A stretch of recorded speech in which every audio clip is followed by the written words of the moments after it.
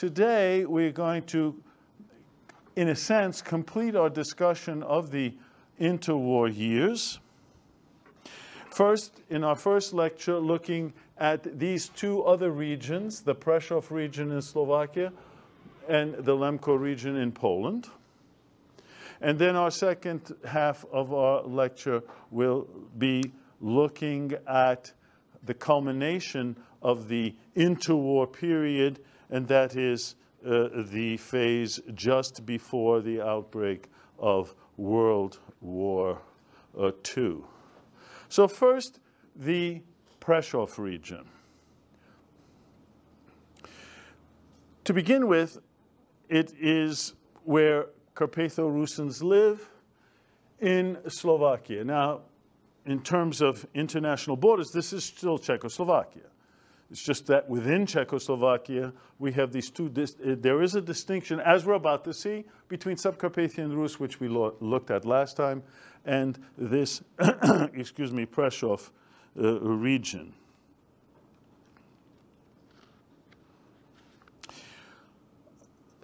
Both of them, all of them, equal citizens of Czechoslovakia.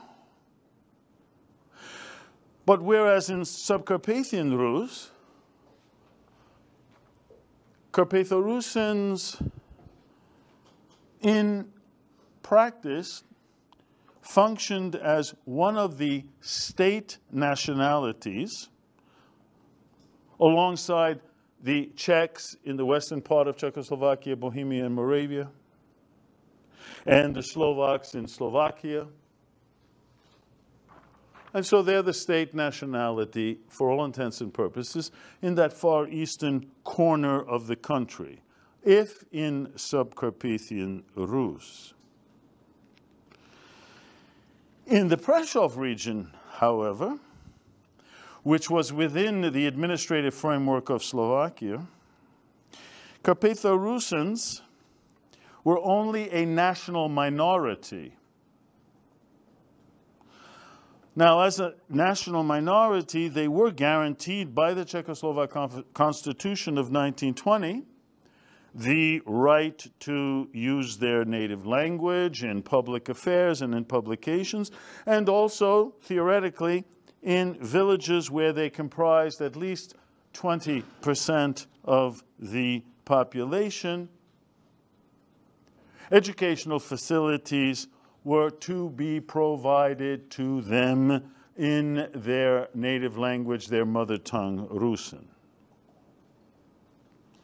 These were the legal principles, and as we know, laws can be passed, constitutions can be found, but then we have the question of implementation of laws, and those legal principles, which I've just alluded to, often were met with difficulty when an attempt was made to apply them in practice. Now, during the interwar years, the history of this Prešov region, the area of northeastern Slovakia where Carpatho-Rusyns lived, can be characterized by three basic developments. So these are the three basic developments, and I'll say a little bit about each of them in detail. And what were the three? The first was political controversy concerning the whole question of unification of this region with autonomous Subcarpathian Rus, which of course had been part of the international agreements at the Paris Peace Conference. And related to that goal was inevitably friction with the Slovaks, the Slovak administration, in particular, from their standpoint, political loyalty to them, and also the question of a problem of censuses, how censuses were conducted, and the language of instruction in schools. So that's the first of these three developments. The second of these three developments was the ongoing poor socioeconomic situation in this region that only got worse after the worldwide depression that was set off by the crash of the stock market in 1929 and then impacted on Europe by the early 1930s. The third factor that we will comment on is a cultural renaissance that brought in its wake the problem of finding an acceptable national identity. Who are these Carpatho-Rusyns? Who should they be? Who do they want to be in terms of their national identity? So first, the first of these three, the political factor. The political status of this region, the Prešov region in northeastern Slovakia, remained uncertain until 1928. That is an important year in the terms of the internal development of this state of Czechoslovakia.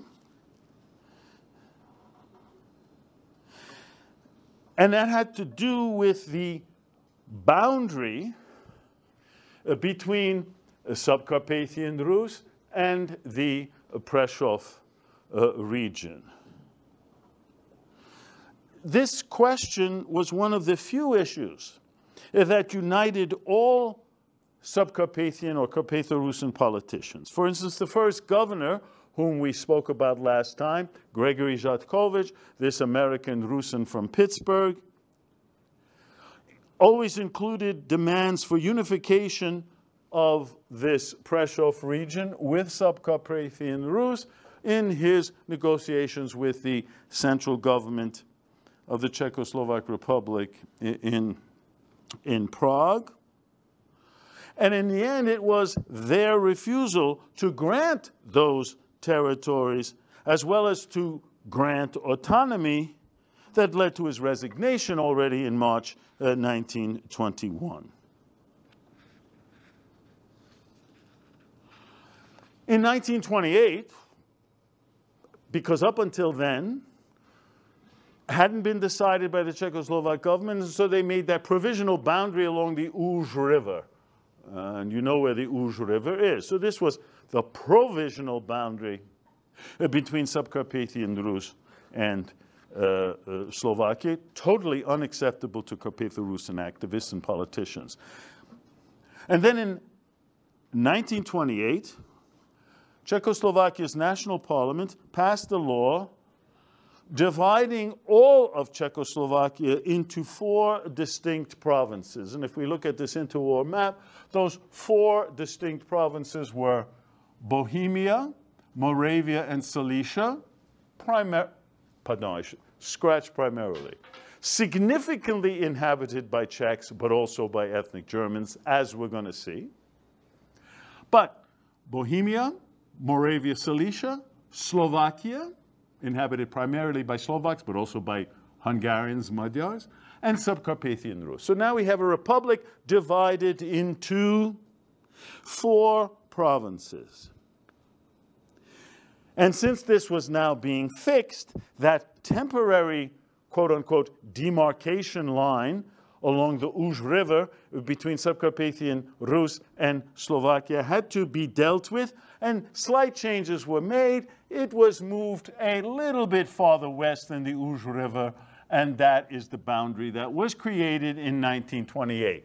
Here it is. It still obviously left the vast majority of Carpatho-Rusyns farther west, still living now under a Slovak regime, and separated from their brethren in Subcarpathian Rus.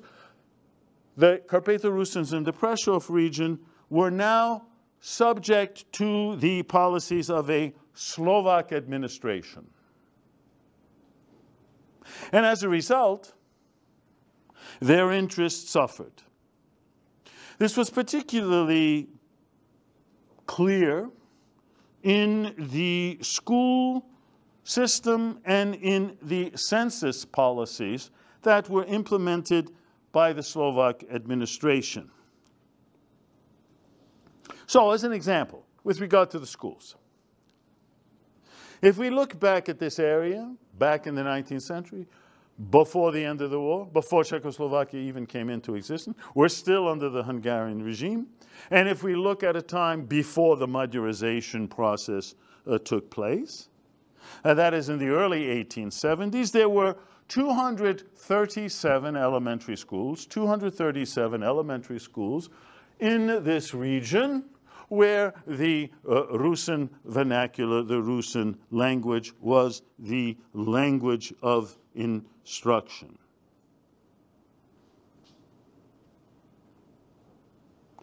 In 1923-24, that is already now in Czechoslovakia, under the Slovak administration, not only were there not 237, there were only 95.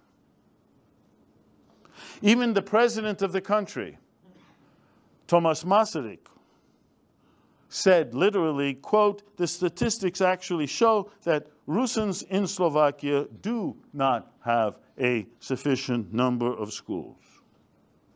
So this was not just a complaint of Carpatho-Rusyns, this was a reflection of the reality.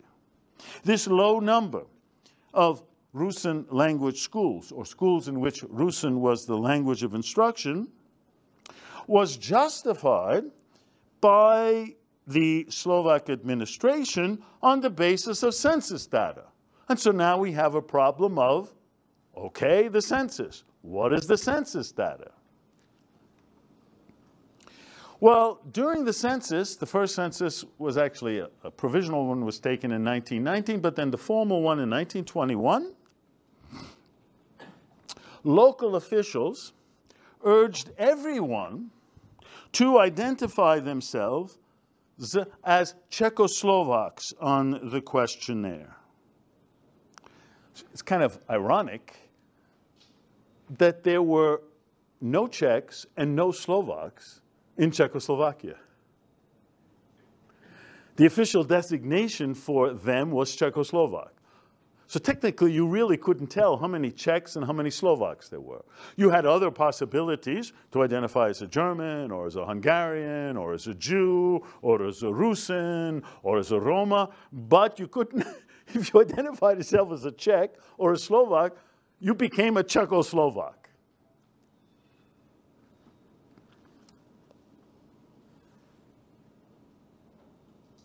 Now, there were two reasons for this. Identifying oneself as a Czechoslovak would be interpreted as loyalty to the new republic. At the same time, Slovak patriots knew that if Carpatho-Rusyns identified themselves as Czechoslovaks, then their villages would be classified as Czechoslovak, and therefore would not be entitled to school instruction in their native Rusin language. That was guaranteed by the Constitution regarding national minorities. Another example of how, yes, you can conduct censuses, you can be honest about conducting them, but how do you interpret them?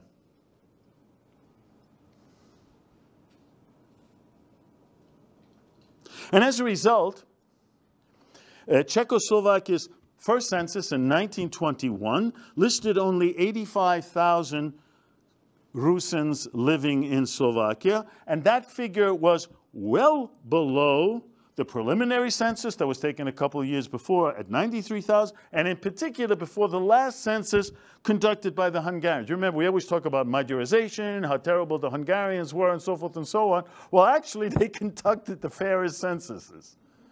Why? Because they asked the question of language, not the question of nationality. So in the last Hungarian census in this area, there were 110,000. And now, within Czechoslovakia and the Slovak regime, there are only 85,000. Now, the boundary problem with Subcarpathian Rus and these census disputes were symbolic of a new phenomenon. A new phenomenon.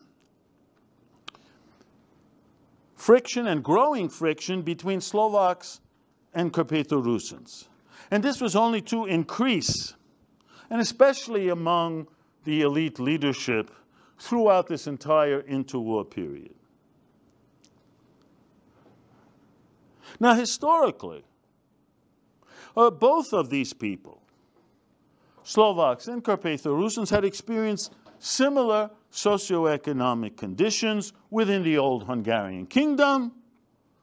Neither of them were Magyars, neither of them were the state nationality, so they were both second-class, maximally, citizens. Both of them suffered equally from the increase in Magyarization that we spoke about during the second half of the long historic 19th century. And at the same time, there had been close cultural and political cooperation between these two groups. Both of them were Slavs. Both of them were non-Magyars. Both of them were stateless peoples. They cooperated together. The national awakener of Carpatho-Rusyns, Alexander Duchnovich, greatly inspired by fellow Slovak writers and national activists, Adolf Dobriansky, whom we saw in the Revolution of 1848, the leading political actor in the Carpatho-Rusyn world, was a founding member of the Slovak Cultural Foundation, the so-called Matica Slovenska, in the late 19th century, that represented both Slovak and Carpatho-Rusyn interests in the Hungarian parliament. But now, what had already been in effect a long-lasting friendship and mutual respect between Carpatho-Rusyns and Slovaks now began to break down quickly after 1919, when they find themselves within this new state of Czechoslovakia. It becomes a little bit complex because the whole area of Eastern Slovakia was a problem for the Slovaks. Now we're not talking about Rusyns, we're not talking about Magyars, we're just talking about the Slovaks, because the Slovak national movement never had any strong roots in Eastern Slovakia. It had gone so far that some Eastern Slovak inhabitants, Slovak, not the Rusyn, are basically saying, well, we're not Slovaks, we're actually a separate nationality called East Slovaks. So the Slovaks were the Slovak national movement, and now they have their own administration. They have to work in Eastern Slovakia to convince, quote unquote, their own people that they are Slovaks.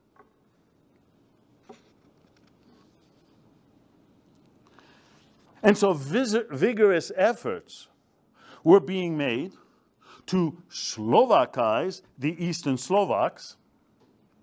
And this had a direct impact on their closest neighbors, the Carpatho-Rusyns. In their desire to Slovakize all or as much of Slovakia as possible, polemicists writing in Slovak newspapers filled those publications with articles, many of which simply denied that there were no Carpatho-Rusyns at all in this Prešov region of Eastern Slovakia. They began to argue, you know, you always have to find somebody to blame it on. So now, of course, we have an independent Czechoslovakia, so we blame everything on the Hungarian regime before. So now the Slovaks are saying, Carpatho-Rusyns in Eastern Slovakia, no such thing. That was just the Hungarian government who had invented Carpatho-Rusyns in the late 19th century in order to weaken Slovak national movement. And as for those people who did call themselves Rusnaks, the Slovaks couldn't get away from that. This was the kind of synonym, populist synonym for Rusyn. Rusyn, Rusnak, same thing. People called themselves by that same term. So, yes, they existed. How does one explain that? The argument was, well, they belong to the Greek Catholic Church. So a Rusnak is only someone who belongs to the Greek Catholic Church. As one Slovak newspaper said, and I quote, "The people in the northeastern part of Slovakia are our upright Slovaks who only because of their Greek Catholic faith inadvertently called themselves Rusnaks or someone of the Rusnak religion. It is teachers who infect them with ideas that they are of the Rusin nationality. This, however, is nonsense. But it happens. There are no Rusnaks or Rusyns here, only Slovaks of the Greek Catholic religion."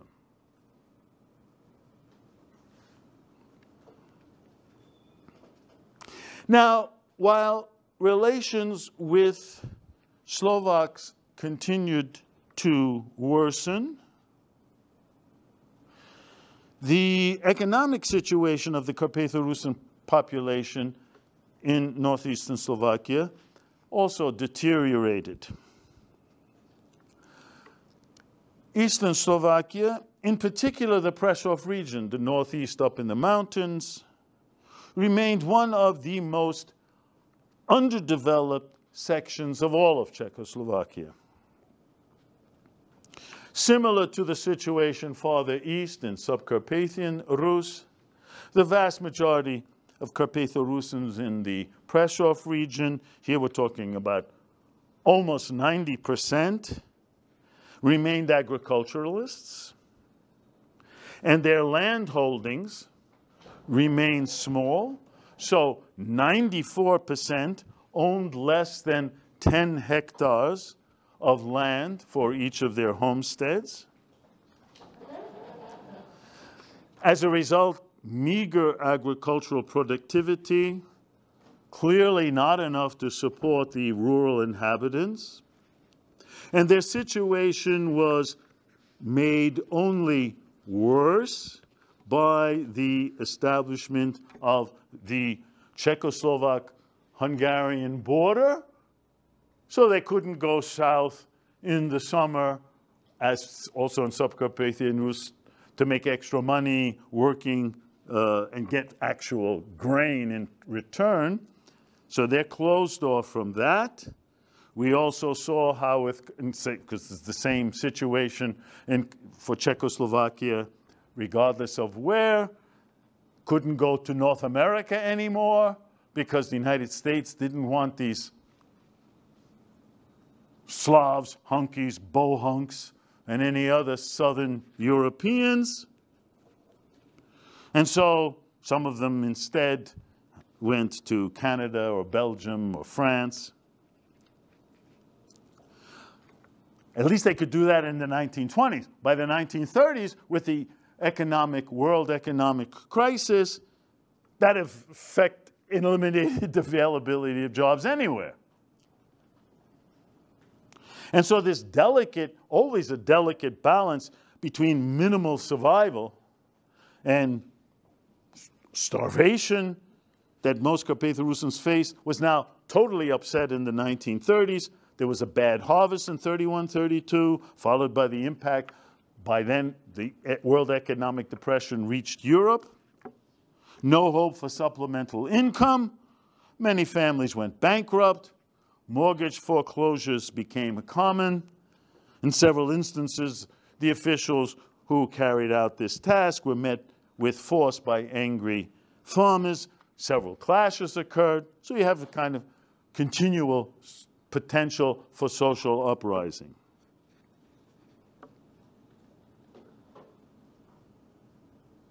Now, despite these serious problems in the political and economic spheres, there was, during this interwar period, a gradual improvement in the realm of culture. Between 1932 and 1937, the Czechoslovak Ministry of Education allowed 59 elementary schools that before used Slovak, now to use Rusin. Another 43, Rusin was introduced at least for a couple hours weekly. This culminated also at the secondary level for the first time, the opening of a gymnasia specifically for, gymnasia being the senior high school, we would call it in English, specifically for Carpatho-Rusyns in Prešov. And so there were some of these advances in the cultural realm. But at the same time, this relatively great degree of freedom under Czechoslovak rule, because this was still the country of the rule of law, now exacerbated the serious problems of religion and national identity. While the Hungarians were still ruling, they kept all of these problems in check, under control, because the only choice was to Magyarize. But now that control is no longer there. And one indication of this new era was an increase in the return to Orthodox movement. These discontented Greek Catholics, motivated, instigated often by returning immigrants from the United States, where they became Orthodox, and Eastern Slovakia became one of the centers of the Orthodox revival in the Carpathians. A small village near Svidnik, you know where Svidnik is, the village is called Ladomirova, created a monastery, or a monastery was opened there by Russian Orthodox prelates fleeing the Bolshevik rule in Russia. They go to this, from their perspective, Western Russian land of Eastern Slovakia. They create a monastery in Ladomirova, and this Ladomirova becomes the center of the Russian Orthodox Church abroad. The proselytizers inspired by the work of this Ladomirova monastery managed throughout the Prešov region to bring more than 9,000 people, former Greek Catholics, to the fold of Orthodoxy. This religious question was closely related to the problem of national identity. Traditionally, the inhabitants of the Prešov region, as I said, identified themselves by their common local name, Rusnaks, that is, members of the Greek Catholic Church. But since the late 19th century, they were being asked by government officials to identify themselves not only in religious terms, but in national terms. The local intelligentsia urged the people to identify themselves as Rusyns, but the people themselves were not always certain what that meant. Some thought it meant belonging to the Russian nationality. Some thought that it connotated a distinct Carpatho-Rusin people. A few others, but very few, at least in the Prešov region, argued that it was synonymous with being Ukrainian. Who are we? The same issue also was debated, as we saw, in neighboring Subcarpathian Rus, and was not limited simply to academic disputes. For instance, Czechoslovak law stated that instruction in schools could be provided in the mother tongue. But then the question arose is, what is the mother tongue? Is the mother tongue Russian? Is the mother tongue Ukrainian? Or is the mother tongue some local Rusin vernacular? Now, in the Prešov region, I'm not going to dwell too much here on this, but in the Prešov region, there were really only two orientations that existed: the Russophile orientation and the Rusinophile. I'm not going to go into this again. We've said it several times. A Russophile meant someone who believed that they were Russian. If you were Ukrainophile, you believed that you were Ukrainian. A Rusinophile, you believed that you were a separate people. So in the Prešov region, it was only the Russophile and the Rusinophile orientation that existed.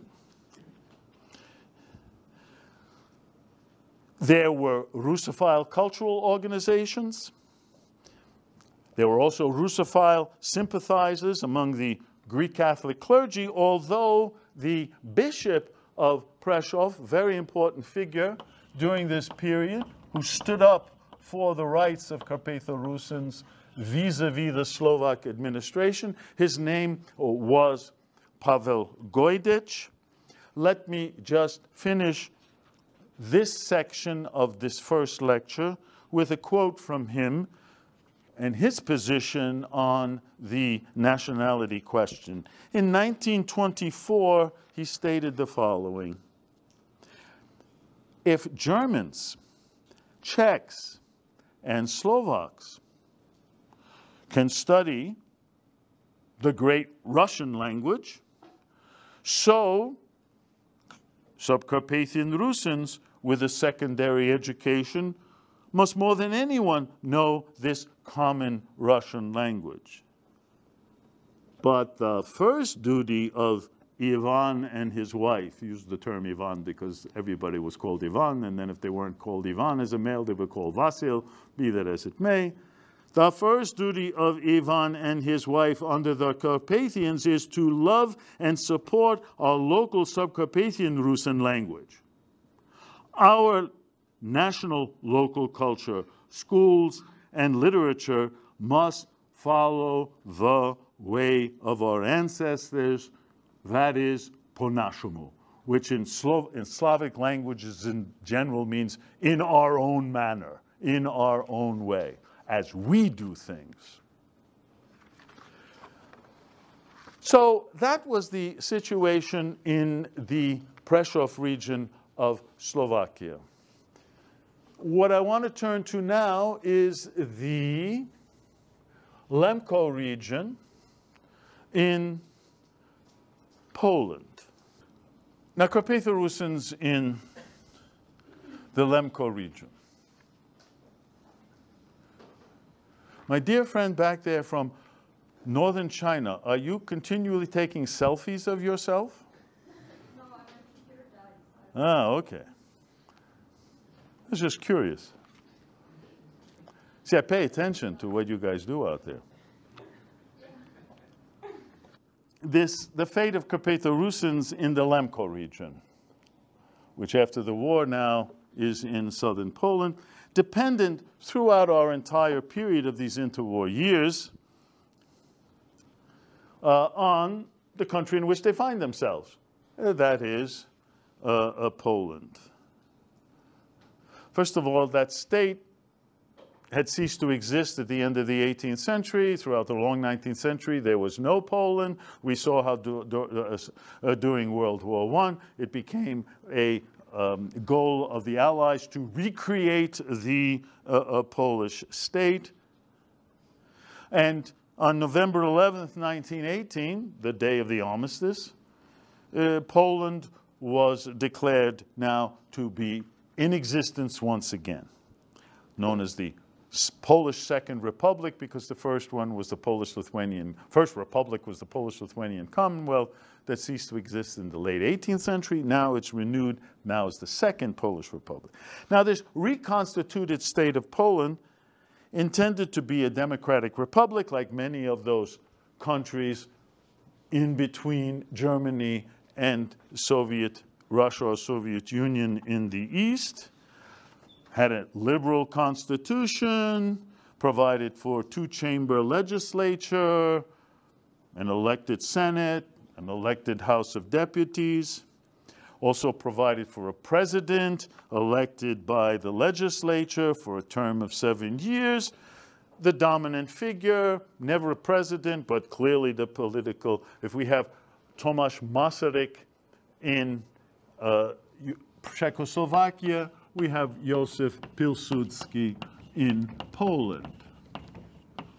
By 1925, he becomes the dominant political force in the country and remains such until his death in 1935. Now, in terms of its structure, Poland was a centralized state. Government policies were decided in the capital, Warsaw, implemented by various ministries based in Warsaw. The whole state was divided into palatinates, which are known as województwo in Poland.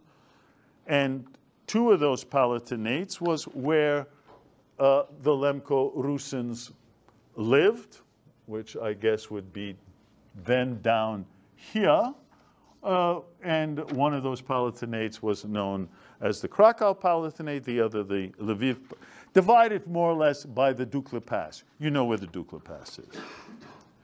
Now, like Czechoslovakia, interwar Poland was a multinational state in which over, even more than Czechoslovakia, is it more than Czechoslovakia? I don't know, maybe the same, but 30% of the population of interwar Poland was not ethnically Polish.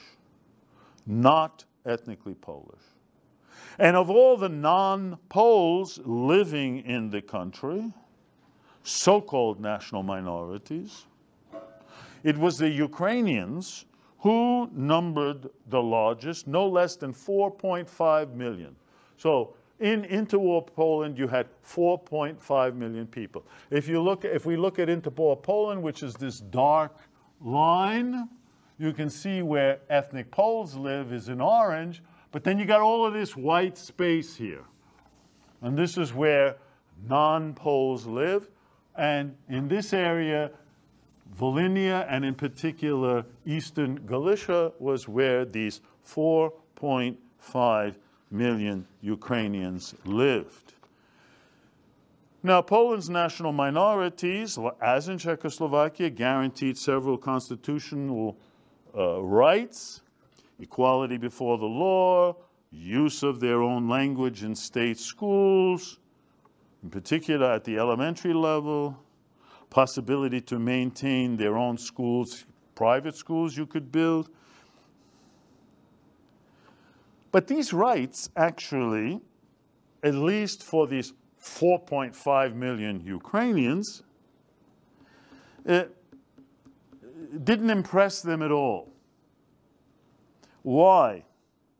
Because the Ukrainians, in particular those living in East Galicia, simply did not consider themselves a national minority. We're not interested in national minority rights. We're the majority where we live in our land.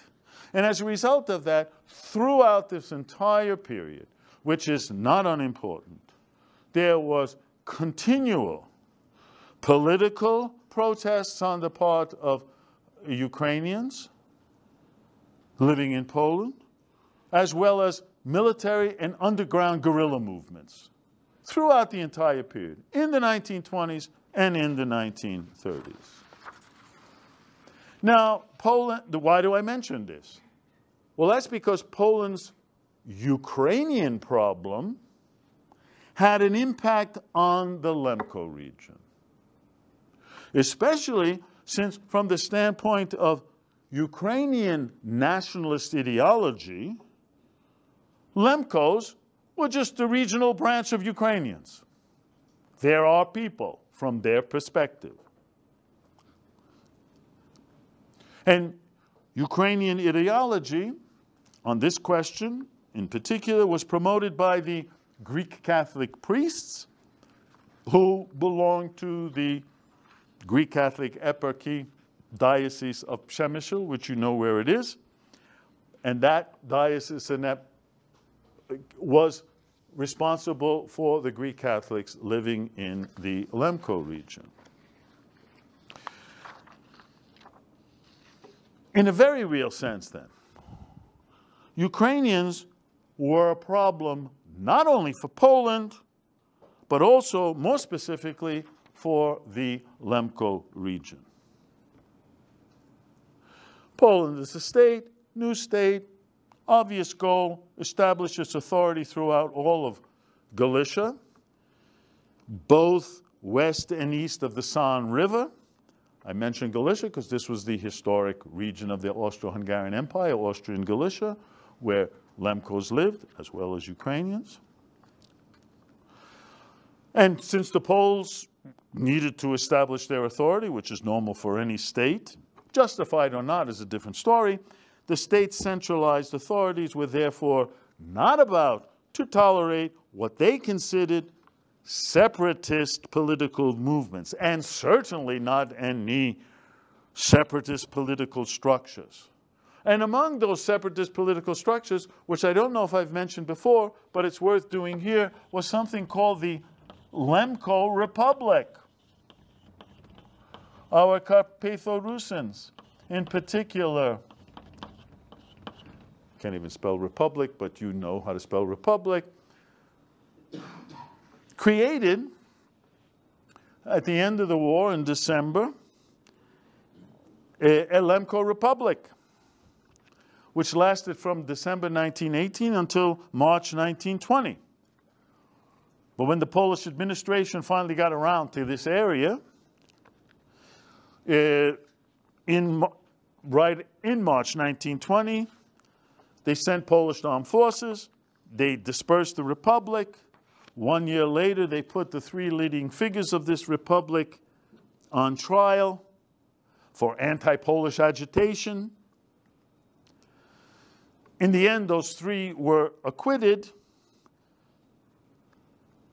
The trial then effectively undermined any efforts at organized Lemko civic and cultural life for at least a decade.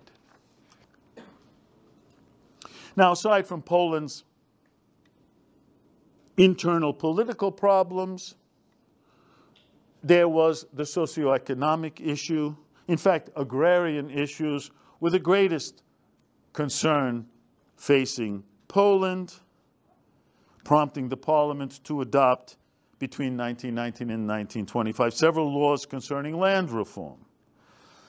Despite the large-scale redistribution of land, the overall status of the peasantry throughout Poland actually got worse during the interwar years.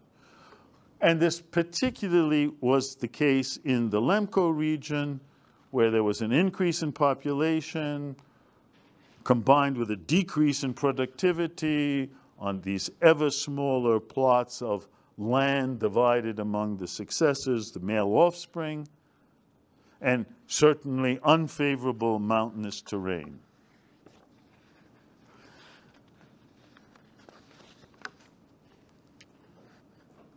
In the absence of any significant, which was another factor, cultural or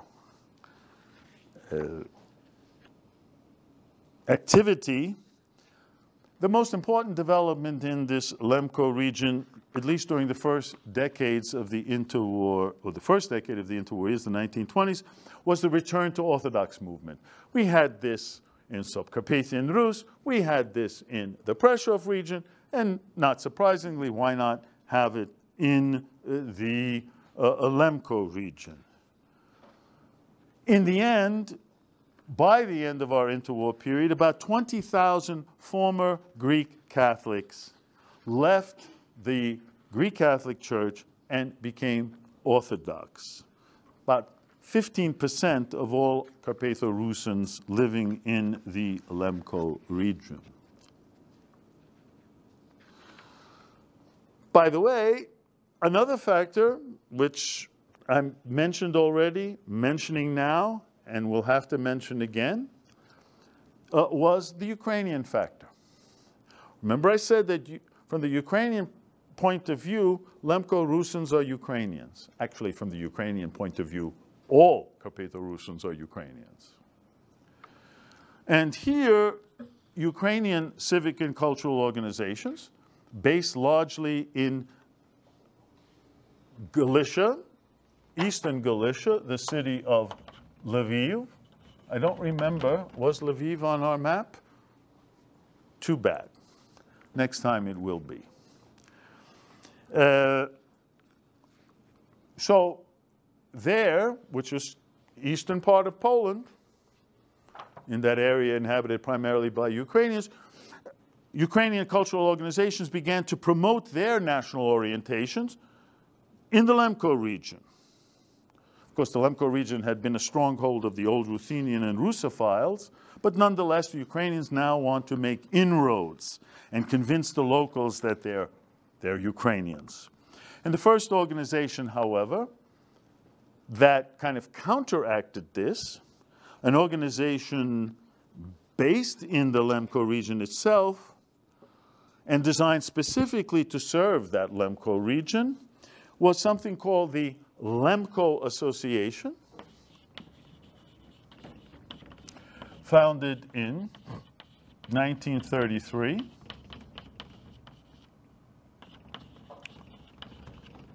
In their language, the Lemko Soyuz. Its goals were to create a separate Greek Catholic administrative entity with their own bishop, so they wouldn't be under the Ukrainian-oriented bishop of Przemysl. Also, their goal was to introduce the Lemko Rusyn vernacular language as a language of instruction in elementary schools, and in general, to support Lemko national development and economic welfare. They also published a Lemko Rusyn vernacular newspaper, literally called Lemko. And this kind of increase of cultural, literary, and educational activity in the 1930s finally contributed to the acceptance of the name Lemko, which until then had only been introduced to the public at large on the eve of World War I. Suddenly, because they call themselves Rusyns or Rusnaks, now you should be calling yourself Lemko. We discussed that in a previous lecture, but now finally this term is gradually being accepted as the ethnonym by the people themselves. By accepting the name Lemko didn't mean that its leaders lost a sense of belonging to the larger Carpatho-Rusyn nationality south of the mountains at the time in Czechoslovakia. This Lemko Association and its goal to create a distinct Greek Catholic diocese, eparchy, basically achieved. In 1934, the Vatican detached from the Greek Catholic eparchy of Przemysl all of its parishes in the Lemko region and placed them into something called the Lemko Apostolic Greek Catholic Administration, directly under the authority of the Pope. I am drawing to a close, and I will say this. The Polish government's reaction to all of these developments was mixed. I mean, after all, they lived in Poland. By the early 1930s, when the Ukrainian movement and the newest and strongest underground guerrilla organization that Ukrainians created, something called the Organization of Ukrainian Nationalists, which we're going to hear about a lot. When those things were becoming increasingly aggressive throughout Galicia, Poland's policymakers were inclined to support any elements that they believed would undermine Ukrainians and Ukrainianism. And therefore, non-Ukrainian oriented Lemkos would seem to be natural allies for Poland. And yet, by the late 1930s, perhaps as part of the Polish government's attempts to reach some kind of accommodation with its Ukrainian inhabitants, because the situation was getting very bad in eastern Poland.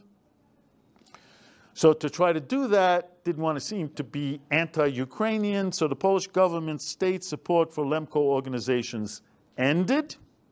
Lemko teachers were gradually removed from elementary schools. Lemko language textbooks were banned from use. And all funds for the Lemko Association, some of which they got from the Polish government, were now cut off. Clearly, The efforts to create a serious cultural and economic or educational basis for a distinct Carpatho-Rusyns nationality in the Lemko region were now in jeopardy. But as the decade of the 1930s drew to a close, the very existence of Poland as a state was in even greater jeopardy. This is because the year 1939 was to bring the region an even greater tragedy: Nazi Germany's invasion of Poland and the outbreak of World War II. We will turn to the outbreak of World War II, but before we do, we have to see what is happening back south of the mountains, this time in Subcarpathian Rus, just on the eve of the war.